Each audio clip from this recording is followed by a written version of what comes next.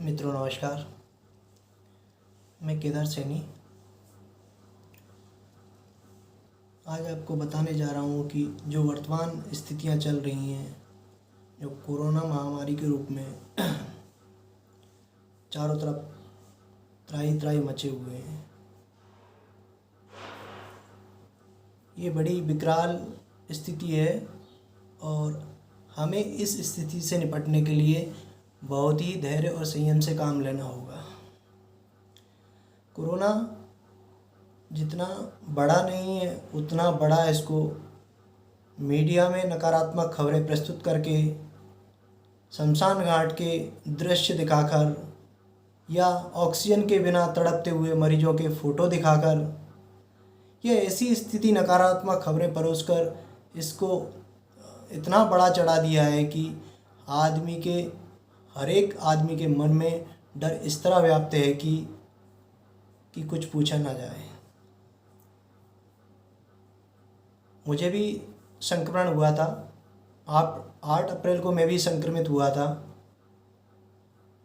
कुछ स्थिति बिगड़ी, कुछ परेशानियां हुई। 19 अप्रैल को मुझे हॉस्पिटल में एडमिट कराया गया और यहाँ से मुझे करीब 23 तारीख तक हॉस्पिटल में रखा गया। ऐसा कुछ भी नहीं है, ये हमारे धैर्य की घड़ी है, हमारे संयम का घड़ी है। इससे घबराना नहीं चाहिए हमें और ऐसी स्थिति से हमें बचना चाहिए। यदि आप संक्रमित हैं तो घबराएं नहीं, धैर्य और संयम से काम रहें। कोरोना बीमारी इतनी भयानक नहीं है जितनी कि इसको बना दिया गया है। सबसे पहले तो आपको क्या करना होगा, जो मैंने भी किया और जिसका मुझे सकारात्मक परिणाम सामने आया, ये वीडियो मैं अपने कोरोना संक्रमित काल के अनुभव को साझा करने के लिए बनाया हूँ कि किस तरह हम यदि आप पॉजिटिव हो जाते हैं, कोरोना पॉजिटिव हो जाते हैं, तो आप किस तरह अपने धैर्य और संयम से काम लेके इससे निपट सकते हैं। सबसे पहले तो आपको घबराना नहीं है। यदि आप में कोरोना के लक्षण व्यतीत होते हैं तो आप जांच करवा सकते हैं और जांच करने में यदि आप पॉजिटिव पाए जाते हैं तो अपने डॉक्टर ही से कुछ ऐसे ट्रीटमेंट लें, दवाइयाँ लें जिनको आप नियमित सेवन करें, समय समय पर दवाइयाँ लें और आप शीघ्र स्वस्थ हो जाएंगे। सबसे पहले हमें जो करना होगा, जो हमारी दिनचर्या होगी वो कैसी होगी, हमें सुबह सबसे पहले उठना है, यानी 6 से 6:30 बजे हमें उठ जाना है और इसके बाद फ्रेश होने के बाद आपको कुनकुने पानी से नमक के गरारे करना है।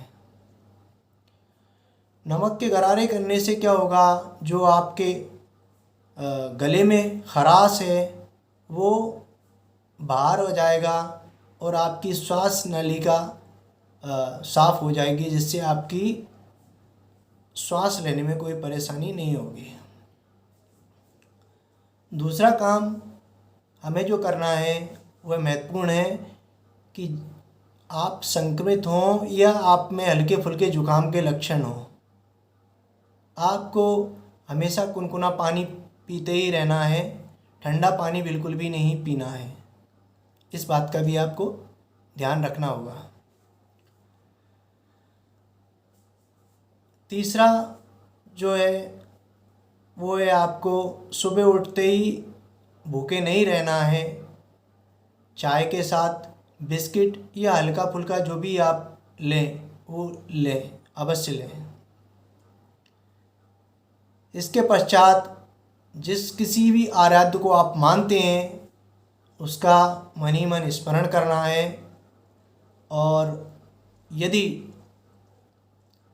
महामृत्युंजय मंत्र का यदि आप श्रवण करते हैं या आपको याद है तो स्मरण करते हैं, मन ही मन स्मरण करते हैं, तो ऐसी स्थिति में आपको एक सकारात्मक ऊर्जा मिलेगी, शरीर को एक आपका रक्षा कवच निर्मित होगा।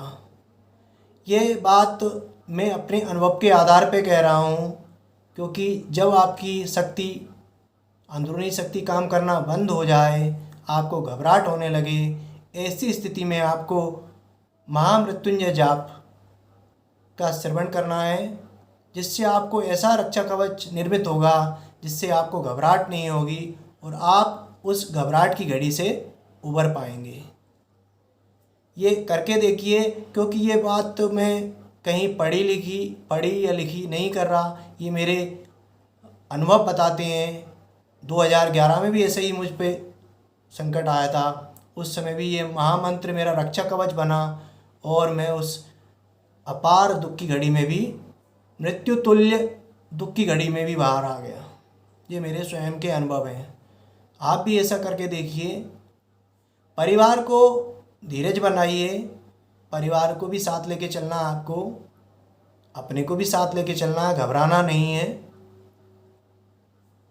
लेकिन ध्यान रहे, जो भी आपको डॉक्टर सलाह दें, डॉक्टर की सलाह का अवश्य पालन करें, क्योंकि डॉक्टर की सलाह ही आपको स्वस्थ होने का विकल्प है। आपका अपने घर में ऑक्सीमीटर ला के रखें और समय समय पर आपका ऑक्सीजन लेवल आप स्वयं चेक कर सकते हैं। यदि आपका ऑक्सीजन लेवल 94 से 100 तक है तो आप बहुत बढ़िया स्थिति में हैं। 94 से यदि नीचे की तरफ आपका ऑक्सीजन लेवल जा रहा है तो आपको डॉक्टरी हॉस्पिटल की ज़रूरत है, आपको ऑक्सीजन की ज़रूरत महसूस हो रही है। यदि आपका ऑक्सीजन लेवल 94 से ऊपर जा रहा है तो आपको किसी प्रकार की कोई दिक्कत नहीं होगी, आप बिल्कुल भी ना घबराएं और आपको ऑक्सीजन की ज़रूरत नहीं होगी।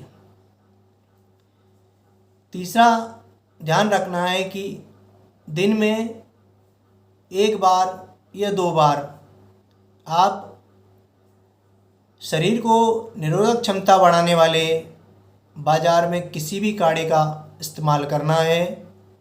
यदि आप बाज़ार के काढ़ों का इस्तेमाल नहीं करना चाहते, आपके घर में इस तरह की पर्याप्त व्यवस्था है कि गिलोय, तुलसी,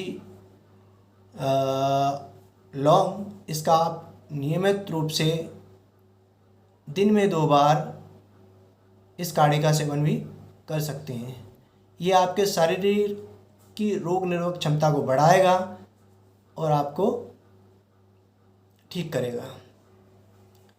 तीसरी चीज़, भोजन में कुछ ऐसी चीज़ ना लें जो आपके शरीर में शीत व्याधि को बढ़ावा दे, यानी कि अत्यधिक ठंडी चीज़ों से बचें, तले और भुने खाने से बचें। ये आपको बहुत मदद करेगा। आप किसी भी फल का जूस ले सकते हैं, यानी कि दिनचर्या में आपको क्या करना है, सुबह चाय बिस्किट लेना है, 10 बजे आप 9:30 से 10:30 के बीच में आपको नाश्ता लेना है, 12:30 से 1:30 बजे के बीच में आपको भोजन लेना है और 3 बजे आपको किसी भी फल का जूस या फल लेना है। शाम के 6 बजे आपको सूप लेना है। और एक चीज़ ध्यान रखना, 8:30 से 9 बजे के बीच में आपको रात्रि भोजन लेना है और रात्रि 10 से 10:30 के बीच आपको कुनकुना हल्दी वाला दूध अवश्य लेना है। ये विशेष ध्यान रखना। इस तरह की आप नियमित दिनचर्या अपनाएंगे तो कोरोना से अवश्य ही जीत जाएंगे, है ना। मेरी अभी 3 दिन पहले ही हॉस्पिटल से छुट्टी हुई है। मैं पूरी तरह स्वस्थ हूँ, किंतु शारीरिक कमजोरी रहेगी और ये कमजोरी आपकी करीबन 1 से 1.5 महीने रहेगी। इस बात का ध्यान रखें, घबराएं ना बिल्कुल भी। इस तरह की आप दिनचर्या अपनाएंगे तो मुझे उम्मीद है कि आपको किसी भी प्रकार की कोई ज़रूरत महसूस नहीं होगी और आप घर में ही स्वस्थ हो जाएंगे। एक चीज़ का ध्यान और रखना है कि हमेशा आपको मास्क लगा के अवश्य रखना है। हाथों को बार बार साबुन से धोना है। जब भी आप जाएं, कम से कम दिन में 8 से 10 बार आपको हाथों को साबुन से धोना है। इस चीज़ का ध्यान रखें। आप अगर घर में हैं और आप कोरोना पॉजिटिव हैं तो इस अपने परिवारजनों से दूरी बना के रखें, सावधानी बरतें और संयम से काम लें। किसी भी प्रकार की नकारात्मक खबरें से बचें। आप भूल जाइए देश दुनिया में क्या हो रहा है।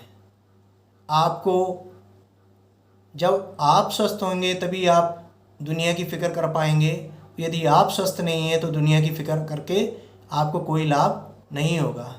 इस चीज़ से बचें। देश में, दुनिया में, हॉस्पिटलों में क्या हो रहा है, मेरे शहर में क्या हो रहा है, मेरे गांव में क्या हो रहा है, ये सारी चीज़ दिमाग से जब तक निकाल दें जब तक आपकी मनोस्थिति पूरी तरह स्वस्थ ना हो जाए। हर प्रकार की नेगेटिव सोच से बचें, सकारात्मक सोचें, अच्छी अच्छी पुस्तकें पढ़ें, अच्छे विचार मन में लाएं, अपने परिवारजनों के साथ समय बिताएं। और एक चीज़ ध्यान रखना है, अपने घर की खिड़कियाँ और दरवाजे खोल के रखें ताकि हवा का क्रॉस वेंटिलेशन बना रहे, यानी कि ताज़ा हवा अंदर आती रहे और ख़राब हवा बाहर जाती रहे, हवा का सर्कुलेशन बना रहे। इस चीज़ का विशेष ध्यान रखना है। दूसरी चीज़ मैं कहना चाहूँगा कि आप यदि ऐसी चीज़ों को अपनाएंगे तो मुझे उम्मीद है मैं स्वस्थ हुआ हूँ, आप भी बहुत जल्दी ही स्वस्थ हो जाएंगे। धन्यवाद।